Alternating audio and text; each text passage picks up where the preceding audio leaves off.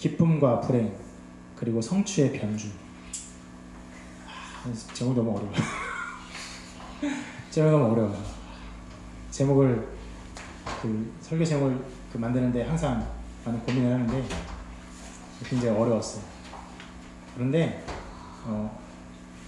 어려울 수밖에 없습니다. 오늘 내용이 이런 것들을 보여주고 있어요. 자,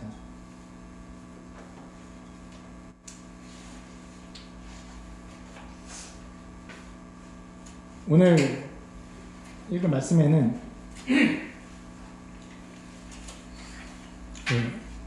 마침내 성취되는 언약의 내용이 나옵니다. 우리 꽤 거의 반년 동안 아브라함의 이야기를 살펴보고 있죠. 계속 본 건 아니고 중간중간 다른 말씀도 많이 봤지만 아브라함이 드디어 이제 아들을 낳는 장면이 나와요. 그래서 1절에 이렇게 말씀합니다. 여호와께서 말씀하신 대로 사라에게 행하셨으므로 하나님의 뜻이 하나님의 뜻대로 이루어졌어요. 창세기에서도 그렇고 성경에서도 그렇고 성경을 그냥 읽으면요 종종 감추어진 것 같지만 성경이 항상 강조하는 것이 무엇이냐? 하나님의 뜻이 이루어진다는 것이에요. 조금 더 이 의미를 보면요 인간의 죄와 실패에도 불구하고 하나님의 뜻은 반드시 이루어진다, 이것을 보여줘요. 지난주에도 이것을 살펴봤죠. 아브라함이 창세기 12장에 나왔던 아내를 누이라고 속인 죄를 20장에서 이삭을 낳기 바로 전에 또 같은 잘못을 또 저지른 거예요. 그렇게 반복되는 죄, 반복되는 잘못에도 불구하고 그러나 하나님의 뜻은 이루어집니다. 성경이 이것을 보여주는 것이죠. 성경은 이것을 강조하는데요. 그런데 미사여구를 동원하진 않아요. 1절 말씀처럼 이제 담담하게 말합니다. 여호와께서 말씀하신 대로 사라에게 행하였으므로. 이게 아브라함이 나이 100세 때 이루어진 일이에요. 오래 걸렸어요. 수십 년이 걸렸습니다.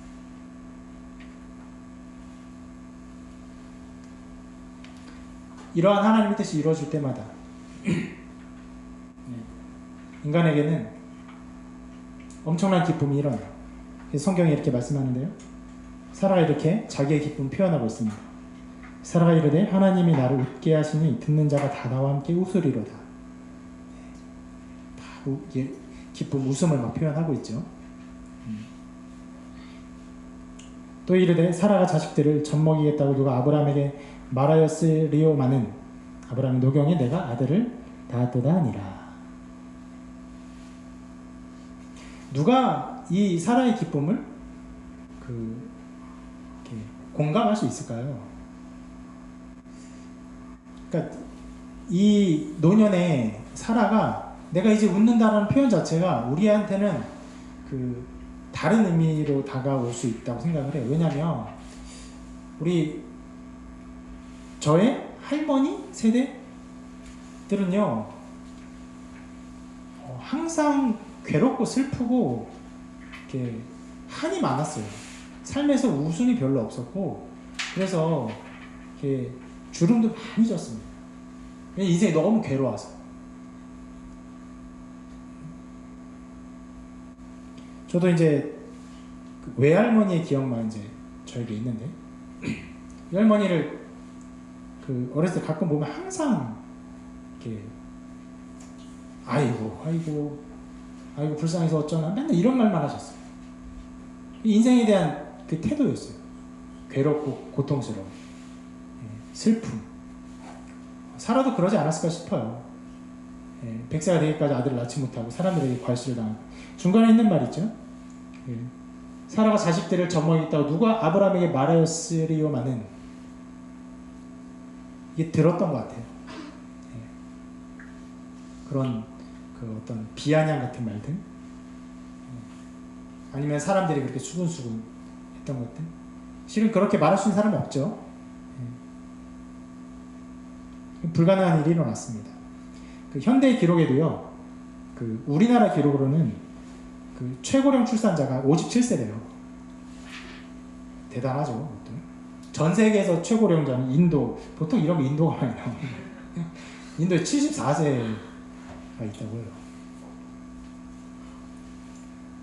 근데 그런 분들이 만약에 그게 첫 출산이고 마지막 출산이라고 한다면 사라의 기쁨을 조금 그 조각을 맛볼 수 있을 거예요. 그렇죠?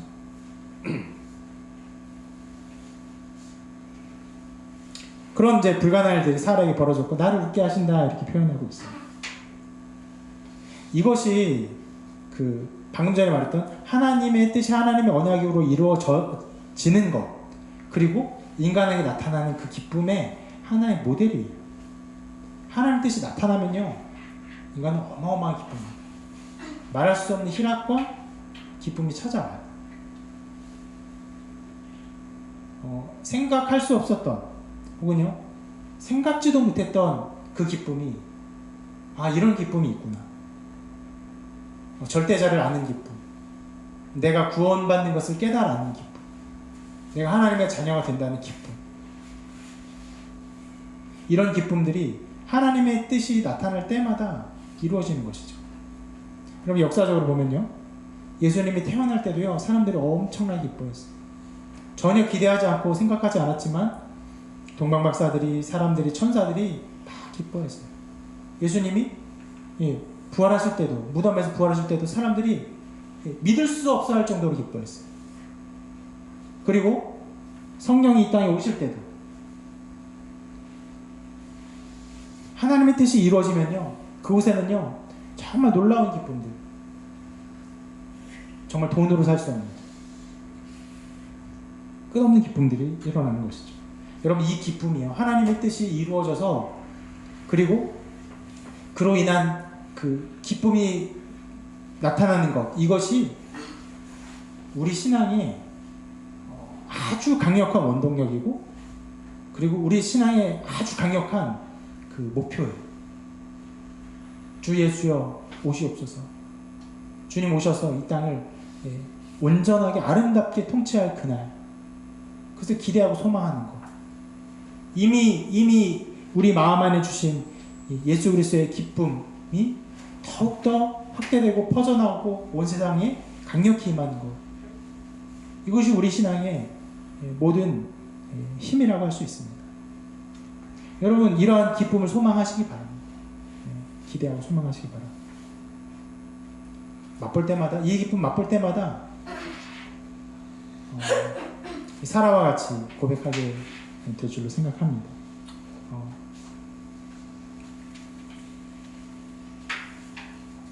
그런데 이 기쁨이 이제 이 기쁨으로 끝났으면 좋겠는데, 이것이 또 다른 불행의 어떤 씨앗이 됩니다.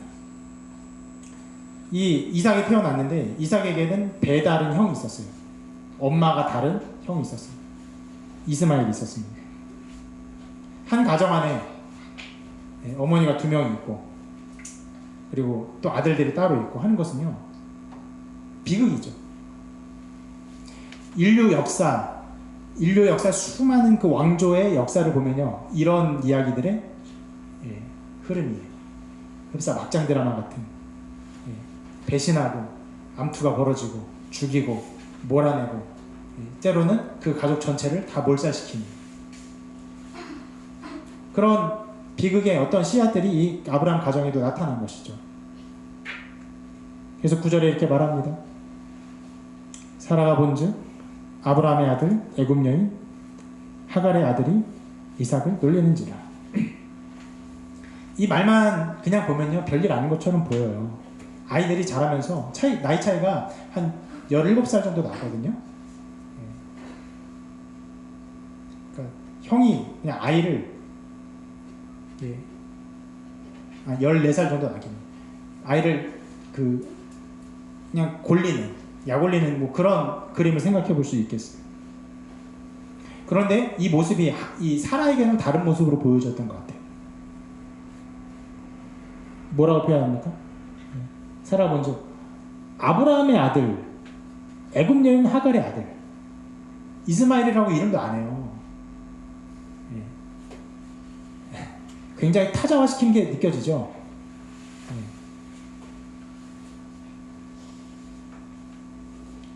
아브라함과 하갈의 아들일 뿐이었어요. 자기와는 상관없는 사람. 사라의 입장에서. 이것이 못마땅해 보였습니다. 그래서 이것은요, 아이들의 장난이 아니라 엄청난 불행의 씨앗이 됩니다.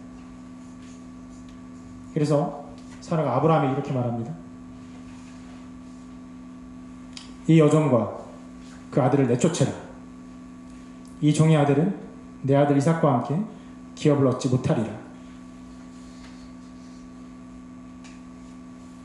만일 이제 이 이야기를 극으로 만들었으면 빰빰 빠바밤 빰빰 빠바밤 여보 그 여자 빨리 내쫓아 뭐 이런 식으로 거칠고 앙칼지고 너 내쫓으면 나는 못 살 줄 알아 이런 막 소리 지르는 게 나왔겠죠.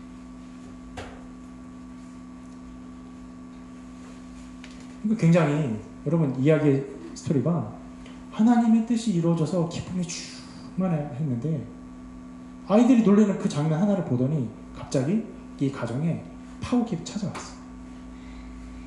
막장 드라마 정말 시작되는 거. 이게 너무 이제 그 문어체처럼 써 있으니까 이 말의 앙칼짐과 공격성 잘 안 드러나죠. 이걸 그렇게 표현해서 굉장히 무서운 말로 표현했을 것이에요. 그러니까 이제 이에 대해서 아브라함은 어떻게 대답합니까? 아브라함이 이래요. 아브라함이 그의 아들로 말미암아 그에게 매우 근심이 되었다. 근심이 된 거. 여러분 이 장면에서 아브라함의 마음을 잘 이해할 필요가 있어요.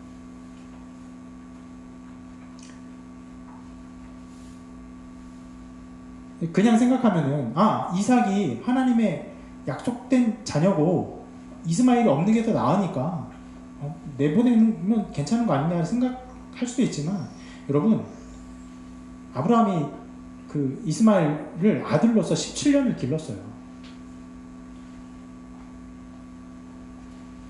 사라는 이 이스마엘을 미워했겠죠. 미워하면은 아브라함의 마음은 어땠을까요? 자기도 미웠을까요? 아니면은 안쓰럽게 느껴졌을까요? 안쓰럽게 느껴졌겠죠. 그런 안쓰러움과 애정의 그 복잡한 마음들이 이스마엘에 담겨 있었을 것이니 그리고 살았어요. 17년간 오랫동안. 분명히 사랑했을 거예요. 아주 깊이. 아브라함이 돈이 많았어요. 또 종들도 많았어요. 그러면 유일한 아들과 함께 지냈던 말 그대로 아름다운 시간들이 없었을까요? 사냥도 하고 맛있는 것도 먹고 이것저것 가르쳐주고.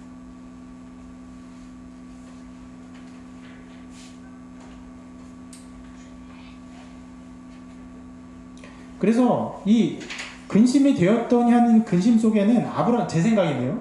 이 근심 안에는 아브라함이 이스마엘을 내쫓는 이 옵션은 없었을 거라고 생각을 해요. 쫓아내라고 말하니까 쫓아내야 하는가라는 생각을 해볼 수 있겠지만 아니야, 어떻게 잘 살아야 될 텐데. 근데 같이 있으면 또 이렇게 이삭과 이스마엘이 또 어울리면 또 사라가 가지고 앙칼지게 또 빰빰 빠바밤 할 텐데 도저히 살아갈 수 없을 텐데 괴롭고 고민될 거예요. 만약에 그래서 이 아브라함 같은 사람이 저에게 이런 고민을 가지고 목사님 우리 집에 이런 문제가 있습니다. 어떻게 해야 됩니까? 제가 아들을 쫓아내야 됩니까? 어떻게 해야 됩니까? 라고 상담을 하면 저도 쫓아내라고 말하지 않을 것 같아요. 이제까지 살아왔으니까 어떻게 살아갈 수 있는 방법들을 강구하는 이야기를 나눌 것 같아요. 그런데 놀랍게도 이 상황에서 하나님이 이렇게 해결하십니다. 이렇게 말씀하시죠. 내 아이나 내 여종으로 말미암아 근심하지 말고 사라가 내게 이른 말을 다 들으라. 이삭에게서 난 자라야 넷이라 부를 것임이니라. 그러나 여종의 아들도 넷이니 내가 그로 한 민족을 이루게 하리라 하신지라. 요약하면요 이런 것이죠. 사라의 말 듣고 하갈하고 이스마엘 내쫓아. 이거 내쫓으면은 내가 이스마엘도 살게 할 것이니까 걱정 말고 내쫓아. 이렇게 말씀하시고. 어떻게 보면요, 좋으신 우리 아버지 하나님이 질투에 멀어버린 것 같은 이 여자의 말을 들어주고 있는 거예요. 이렇게 말씀하시니까 아브라함이 어떻게 합니까? 이렇게 말씀합니다. 아브라함이 아침에 일찍 일어나 떡과 물 한 가죽부대를 가져다가 하갈의 어깨에 메어주고 그 아이를 데리고 가게 하니. 아침에 일찍이라는 표현을 보니까 하나님의 말씀을 듣고 곧장 행한 것 같아요. 얼마나 날벼락입니까? 이스마엘과 하갈은 몰랐을 거예요. 혹은 이스마엘이 자기가 엄마한테, 엄마, 내가 이상이랑 좀 노는데 좀 장난쳤더니 옆에서 사라 아줌마라고 그럴까요? 그 사라 아줌마가 나를 이상하게 쳐다보더라? 하갈이 그래? 어떻게 했는데 하면서 약간 그런 얘기 나눴을 정도가 있었겠죠. 다 추측일 뿐입니다. 그런데 하루아침에 내쫓은 거예요. 하루아침에. 순식간. 여기서 표현을 또 보면은 그 아이를 이렇게 표현하고 있죠. 그 아이를 데리고 가게 하니. 이스마엘이 여기 17살 정도거든요. 아이가 아니라고 할 수 있는데, 그러니까 이렇게 표현한 것은 이스마엘이 꽤 그 어머니에게 종속적으로 기대고 있는 그 의탁 상태가 있었던 것으로 보여요. 그래서 일부러 계속 아이라고 표현합니다. 어린애는 아니에요. 어린애는 아니에요. 우리 아이들처럼 이런 어린애들이 아니에요. 그만큼 이제 의탁된 상태를 말하는 것인데, 게다가 쫓아낼 때 뭘 줬습니까? 떡이랑 물 한 가죽 부대. 한 가죽 부대가 어느 정도냐? 뭐 대략 한 12에서 15리터 정도라고 얘기해요. 그러니까 2리터짜리 한 6, 7개? 물 그 정도. 그거랑 떡 그만큼. 그거를 누구한테 줬어요? 이스마엘한테 안 먹게 하고 하갈한테 먹게 했어요. 하갈이 더 힘이 좋았는지. 그럼 여자가 30리터 정도의 떡과 그 물을 지고 가는 게 힘들죠. 그러니까 더 많아도 실은 못 갔을 거예요. 그 정도 한계일 거예요. 30kg 정도니까.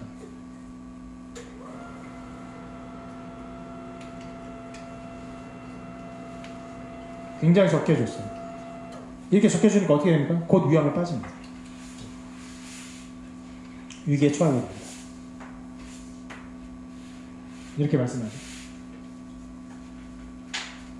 하갈이 나가서 브엘세바 광야에서 방황하더니 가죽 부대에 물이 떨어진지라.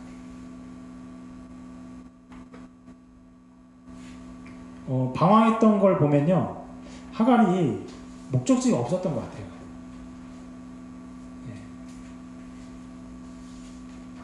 특별히 어디를 갔다고 말하지 않고 방황하고 그리고 물이 떨어졌어요.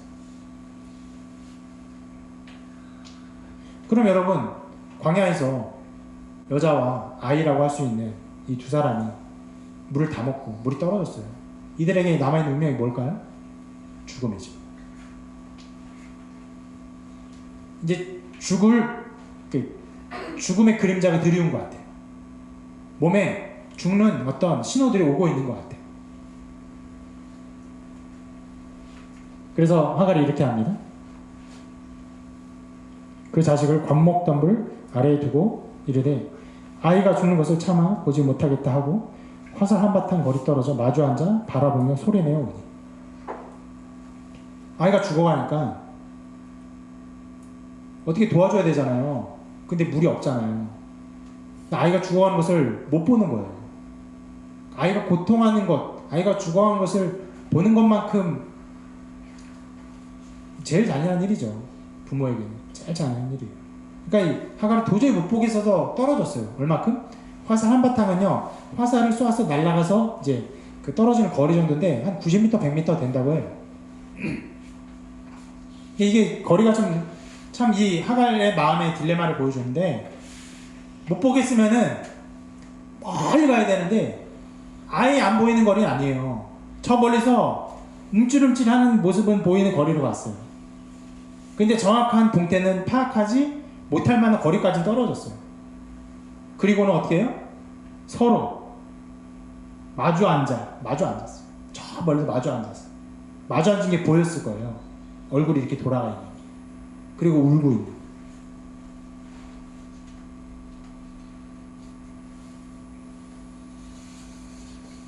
저도 옛날에 우리 아이들 자꾸 아플 때 그런 글을 한번 남긴 적이 있어요. 아이들 아픈 일주일만 지나면은 다 괜찮아지거든요. 근데 아이들 아픈 상태를 보는 게 너무 괴로웠어요.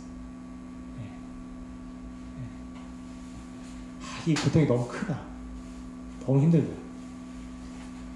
근데 그렇게 아픈 거를 보고 내가 마음이 아파하는 게 부모가 되어가는 과정이고 하나가 되어가는 과정이다. 뭐 그런 얘기 내가 하는 건데 참 힘들었어요. 하가는 얼마나 힘들었을까. 죽어가는 것을 보고 있는데 엄청나게 울었어요. 그러니까 그 인생이 슬퍼서 울었을 수도 있겠고, 그 울음소리가 그 생존의 신호여서 울었을 수도 있을 거예요. 이스마엘도 이해하겠죠? 안 울면은 이스마엘 안 울어요. 울다가 말아요. 그러면 자기가 죽었구나 생각할 거예요. 그러니까 그런 생각을 하지 않도록 또 우는 거예요. 그러니까 그런 마음 때문에 서로 또 우는 게 느껴졌겠죠? 어떻게 보면 억지로 소리를 높이는 힘이 없는데 이거 더 슬프고 괴로운 상태. 엄청난 비극의 현장이 일어난 거예요. 며칠 만에, 정말 며칠 만에 사라가 그 이삭 때문에 이스마엘을 미워한 마음을 가진 며칠 만에, 모르겠어요, 한 5일이 안 걸렸을 것 같아요. 그거 보고 말하고 하나님께서 말씀하시고 쫓아내고, 그리고 물 다 먹고 물이 없어서 죽는. 사람이 물 없으면은 보통 3일 안에 이제 그 죽음의 순간이 오고, 이제 광야는 더 빨리 오겠죠. 그러니까 아무리 길어봤자 이게 5일 만에 이런 일이 벌어진 거라 생각을 해요. 이 위기의 순간에서 하나님이 나타나십니다. 하나님의 구원이 나타나요. 이렇게 말씀합니다. 하나님이 그 어린 아이의 소리를 들으셨으므로 하나님의 사자가 하늘에서 하가를 불러 이르시되, 하가라, 무슨 일이냐, 두려워하지 말라. 하나님이 저기 있는 아이의 소리를 들으셨나니. 여기서 좀 그 특이한 말을 하죠. 하갈과 이스마엘이 둘 다 울었을 텐데 하갈에게 나타나서 하갈의 소리를 들었다고 하지 않으시고 이스마엘의 소리를 들었다라고 얘기를 하세요. 왜 그랬을까요? 그래서 이제 주석가도 추측을 하는데, 그러니까 이 상황에 대해서 그 더 깊은 죄책감이 누구에게 있었을까? 이스마엘에게 있지 않았을까? 왜냐하면 이스마엘이 이삭을 괴롭힌 일 때문에 사라의 눈밖에 나서 며칠 만에 죽음에 이르게 되었잖아요. 이스마엘이 벌써 17살이에요. 다 이해할 나이예요. 이 모든 상황을.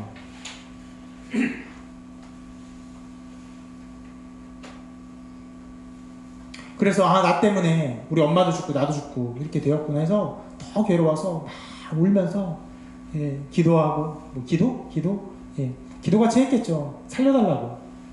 불신자들도 큰일 되면은 갑자기 하나님 나 좀 살려주세요 이렇게 얘기하는데, 하나님 알고 있었던 이스마엘이 기도하지 않았을까요?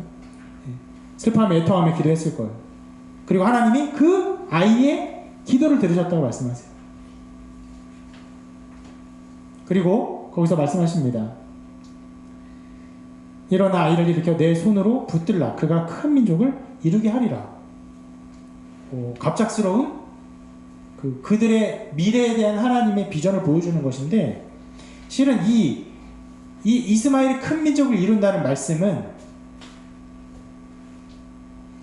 그 앞에서 아브라함이 들었던 말씀이에요. 여기 21장이죠. 17장에 할례를 베풀 때 이렇게 말씀하셨는데, 이스마엘에 대하여는 내가 내 말을 들었나니 내가 그에게 복을 주어 그를 매우 크게 생육하고 번성하게 할지라. 그가 12두령을 낳으리니 내가 그를 큰 나라가 되게 하려니와 내 언약은 내가 내년 이 시기에 사라가 내게 낳을 이삭과 세우리라. 하나님이 할례를 행하면서 이스마엘이 아니라 이삭에 대한 약속을 주시면서 이스마엘이나 잘 살았으면 좋겠습니다라는 불신의 말을 하니까 하나님 이렇게 말씀하신 거예요. 내가 내 말을 들었다. 근데 이스마엘은 이렇게 될 것이다. 그런데 여러분, 이 언약의 말씀을 아브라함에게 하셨고 하갈에게 하신 게 아니에요. 그리고 이제 비로소 이 말씀을 하는 거예요. 그가 큰 민족을 이루게 하리라. 그래서 이 약속의 말씀을 주신 이후에 하갈의 눈이 밝아집니다. 그리고 그래서 그 주변에 샘물이 있는 것을 발견해요. 그리고 아이에게 물을 먹이고 살아나서 그 위의 삶을 살아갑니다. 그래서 나머지는 이스마엘의 나머지 인생을 간략하게 요약하는데 이렇게 말씀해요. 하나님은 그 아이와 함께 계시매 그가 장성하여 광야에서 거주하며 팔소는 자가 되었더니 그가 바란 광야에 거주할 때 그의 어머니가 그를 위해 애굽 땅에서 아내를 얻어 주었더라. 예, 이스마엘의 그 이후의 삶이 이렇게 이루어졌음을 보여주고 있어요. 자, 이렇게 아브라함 가정에 나타난 이 비극적인 사건이 일단락이 됩니다. 여러분, 자세하게 살펴보았는데 이 이야기를 보면서 어떤 생각이 드셨습니까? 여러 면에서 굉장히 복잡하고 이해하기 힘든 일들이 많이 벌어졌어요.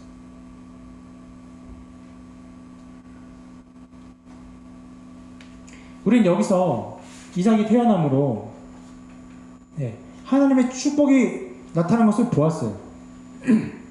이것은 그 다음에 기쁨으로 이어졌습니다. 그런데 이 기쁨이 끝나지 않고 이게 미움의 마음으로도 변질이 됐어요. 그리고 어떻게 됐습니까? 쫓겨났어요. 그런데 이게 이스마엘을 향한 언약의 성취이자 또 이삭만이 아브라함의 자손으로서 하나님의 뜻을 이루게 된다는 언약의 성취까지 이루어지는 일이 되어버린 거예요.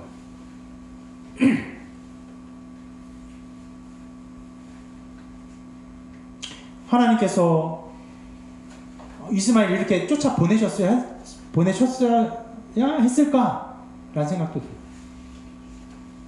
또 아브라함이 내보낼 때 이렇게 잔인하게 정말 둘만 부유하거든요. 아브라함이 부유하니까 돈도 주고 뭐 가축도 주고. 여러분, 만약 이것을 줬으면요, 성경은 분명히 기록했을 거예요. 여러분, 우리가 창세기를 계속 보면서 알지만 아브라함이 어디를 갈 때마다 재물을 얻으면요, 재물의 내용들을 다 기록해요. 소, 뭐 낙타, 양, 금, 은 이런 거 다 기록해요. 여기서 보내면서 물하고 떡밖에 안 줬다고 기록하고 있어요. 왜 이렇게 잔인하게 보냈을까? 함께 살았는데 일부분을 떼어주는 것이 그 아브라함에게 그 경제적인 타격을 줬을까? 그렇지 않을 거예요. 근데 왜 이렇게 됐을까? 하나님 또 왜 이렇게 늦게 나타나셨을까? 죽음에 이르는 순간까지 계시다가 그제서야 나타나셔서 살려주시는, 참 여러 가지 것들이 복잡하게 나타났는데, 여러분, 이 언약의 성취를 이루기까지 실은 이제 중간에 있는 인간의 마음들, 미움이라든지 쫓겨난 이런 것들이 없었다면은 성경에 이 언약 성취가 이루어지지 않을 것처럼 성경 기록하고 있어요. 굉장히 신비롭게 하나님이 인간의 이 모든 마음들을 보고 그리고 사용하시는 것 같아요. 기쁜 마음 사용하시는 건 당연하죠. 그런데 시기하고 질투하고 미워하고 쫓겨나고 이런 마음들까지 사용하시는 것 같아요.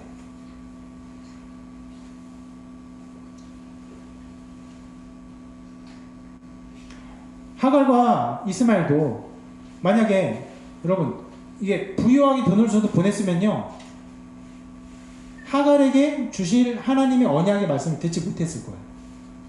그냥 가서 잘 살았을 거예요. 그런데 죽음의 위험에 이르게 되니까 살려달라고 막 부르짖게 되었고, 그러니까 하나님이 말씀하시죠. 염려하지 마라. 너 아들도 내 아들도 큰 민족을 이루게 될 것이다.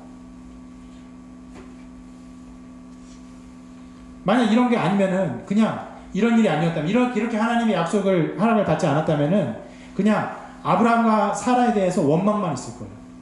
왜 우리를 내쫓았을까? 돈을 줬어도요.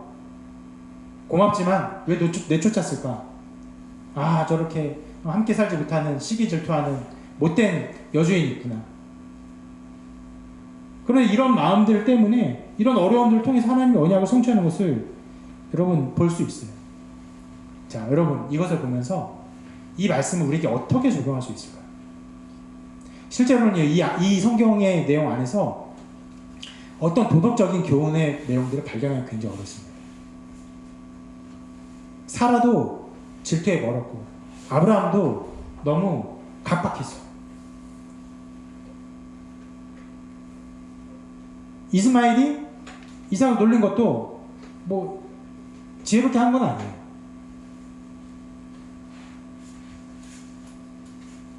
그나마 이 모든 이야기 속에서 단 하나의 교훈적인 이야기를 딱 하나 살펴보자면 이런 정도는 살펴볼 수 있어요.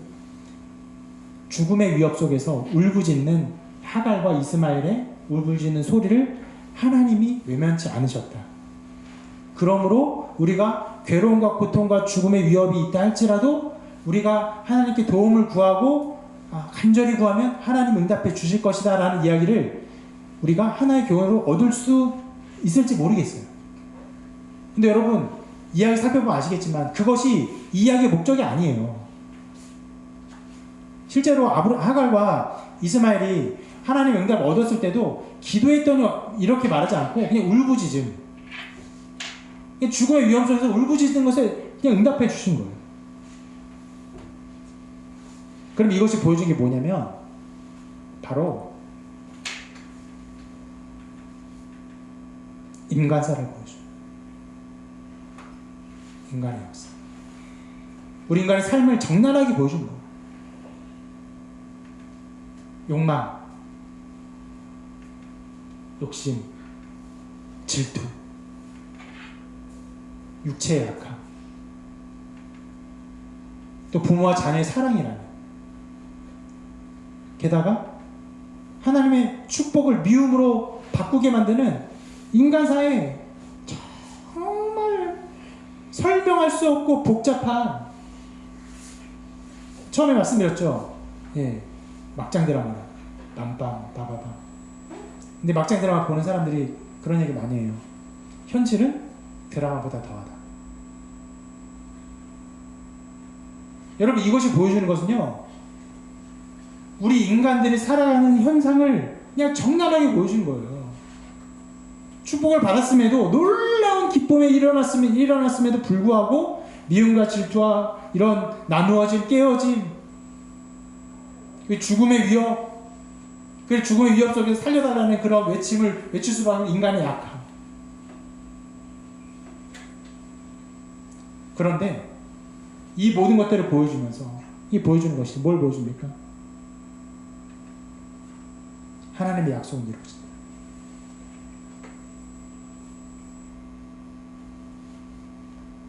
여러분 이 성경 말씀을 이렇게 보는 것은 정말 감사한 것 같아요. 왜요? 우리 인생 복잡해요. 하나님 축복을 받아도요, 그 축복을요 곧장 쓸모없는 것을 만드는 것이 우리의 바보 같은 모습. 미움 당하기도 하고 미워하기도 해요. 질투하기도 하고 질투를 당하기도 해요. 또 육체는 또 얼마나 약합니까? 은혜 충만한 것 같아도 밥 좀 못 먹고 하면 짜증이 나가지고 사람들한테 승질내고, 좀 병 걸리면요 은혜가 떨어져요. 저도 예배 전에 에어컨 끄면서 걱정했죠. 더울까봐. 더우면 왜 그래요? 더우면 은혜가 떨어져요. 은혜가 탁 떨어져요.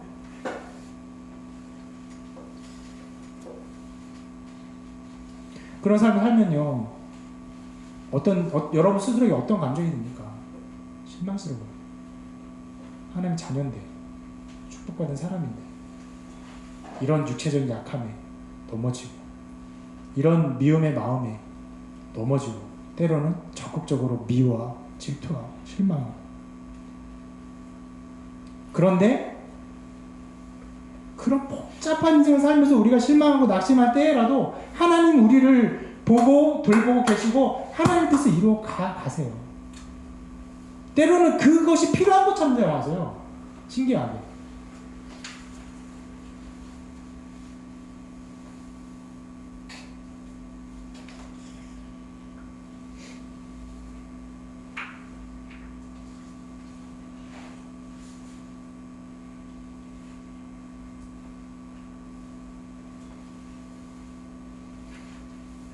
교회를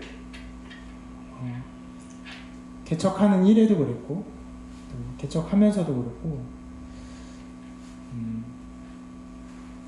여러 어려움들이 예상되죠. 그런데 생각한 것이 뭐냐면 그런 어려움이 있으면요 제가 더 가난해지겠죠. 혹은 갈급해지겠죠. 한 사람을 더 소중히 여기는 마음이 있겠죠. 이런 것들을 통해서 하나님이 역사하실 거라는 생각이 들었어요.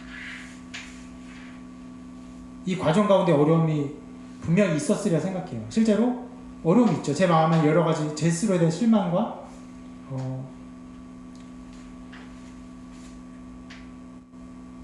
그런 스스로 만족하지 못하는 마음들이 있어요. 그런데 이런 마음들이 생겨서 후회하고 그냥 한숨 쉬고 있는 게 아니라 하나님이 이런 마음들을 사용하세요. 이런 연약감 속에서 내가 느낄 수밖에 없는 이런 감정들을 하나님이 너 왜 그래라고 꾸짖는 게 아니라 그냥 그것을 내가 그럴 수 있다고 하나님 알고 계세요. 그리고 사용하시고 그리고 하나님 뜻을 이루어 가세요.